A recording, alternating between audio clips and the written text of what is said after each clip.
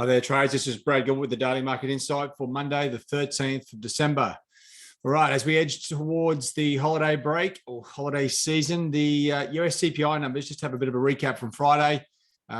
Year-on-year numbers came out 6.8%, right? Now, that's a huge number, but the market was expecting that. Actually, if anything, probably a slightly higher. So the impact from these massive numbers, short-term, wasn't really much. If anything, it was muted.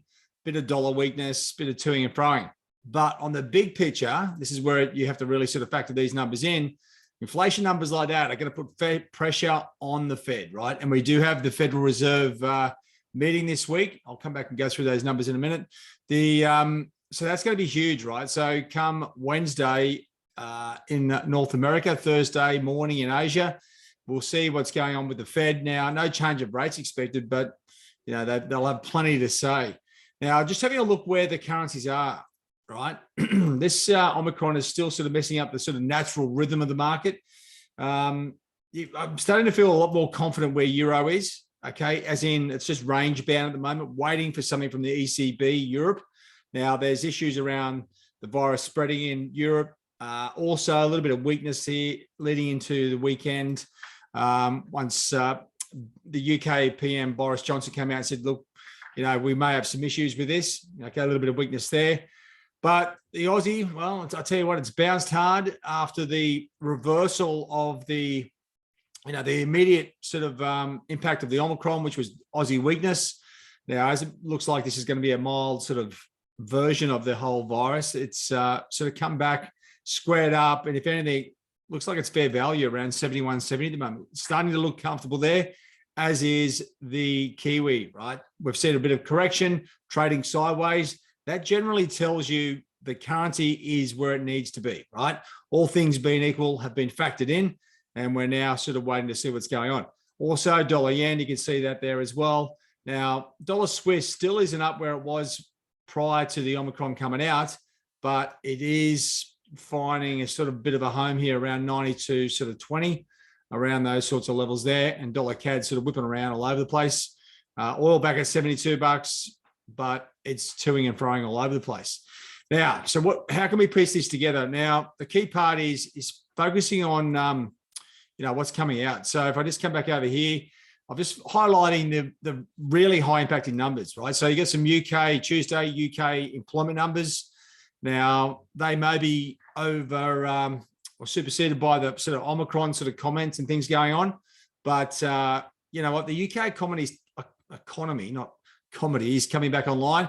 So the good thing is we've got a bunch of numbers coming out here during the week, which could give really sterling a kick in the belly. And what I'm talking about is you got the employment numbers Tuesday, Wednesday you got the inflation numbers, and Thursday you got some obviously the market PMI numbers, and the Bank of England interest rate decision, right? So a bit of a connect the dots here for sterling. It's going to be very important, but because the two key numbers, employment and inflation, are coming out beforehand, it may give us a good lead into what's going on now. The consensus is at this point, no change of rates expected. And I think with the Omicron fear of that getting bigger would slow the Bank of England down for sure. When you come back and have a look at the key part of the week, okay, I've actually just blued a bit of that out. Your US retail sales figures coming out about 5.5 hours before the Fed meeting, okay, outcome. So no change of rates expected there once again, but it's all going to come down to comments. Now, inflation, as I was just commenting at the start there, 6.8% year on year. They've got to start doing something or start really revving up the plan here, because they can't afford to go to like 8 or 10% without really messing things up, if they aren't already messed up somewhat already. Okay, so I guess if anything, I mean, I'd hate to be a doomsday person, but they're probably hoping that the Omicron sort of does kick in a bit and slows the whole economy down, because at this point in time, the US inflation is well out of control. So the two key events, obviously the Fed, the Bank of England, the Bank of Japan. Now, don't expect anything out of the Bank of Japan. But after we go through we got the Fed, and then later, sort of the next day, we've got the Bank of England.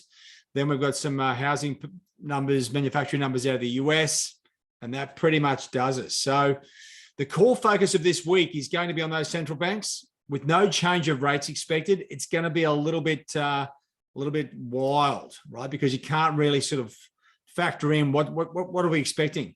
Now, I would be keeping an eye on Canadian inflation numbers. Okay, the consensus is as the same as the prior numbers, but that's not a bad number to be checking out there as well. And the rest of the week, well, there's bits and pieces coming out, scrappy numbers. It's not like the Westpac consumer confidence numbers are massive. We've got some Chinese numbers. They aren't really impacting either. So really, I think it's going to be a bit of a slow start to the week. Focus on sterling, right? And then as we go through the week, we're going to hit the Fed and then the Bank of England afterwards. So big week for sterling, UK, and the US dollar in focus.